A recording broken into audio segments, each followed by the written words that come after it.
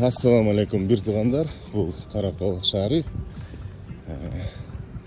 Qaysı jarqırаған жер десеңер, бұл Абдрахманов көчөсү. Мынакей жолдун кеңдигин байкасаңыздар, абдан жакшы. Мына асфальт жаңы эле төшөлүп, акыркы штриктер калган. Мына баягы колодец боюнча айтып атышты эле, мына Бирөө районунда болуптур. Мына азыркы учурда разметка сол тарабына коюлуптур. Каралачы кандай көзүң сүйүнөт көргөндө. Абдан жакшы.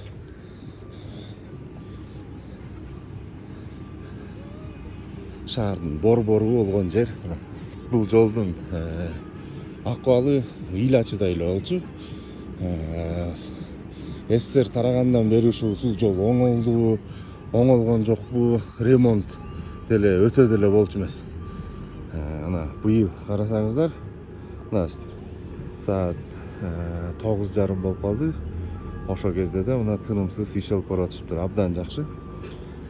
Шаар тургундардын атынан шаар башчыларына, өлкө башчыларына чын жүрөктөн ыраазычылык билгизебиз.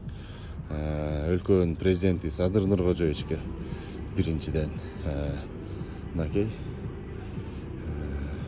ажообуз келгенден бери мына Каракол шаары чынында эле көзгө көрүнүктүү өзгөрүүлөр келип атат.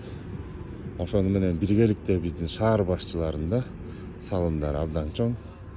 Аларга да чоң рахмат. Каракол шаары өнүгүү жолунда биз менен бирге болуңуздар, каналга катталабыз.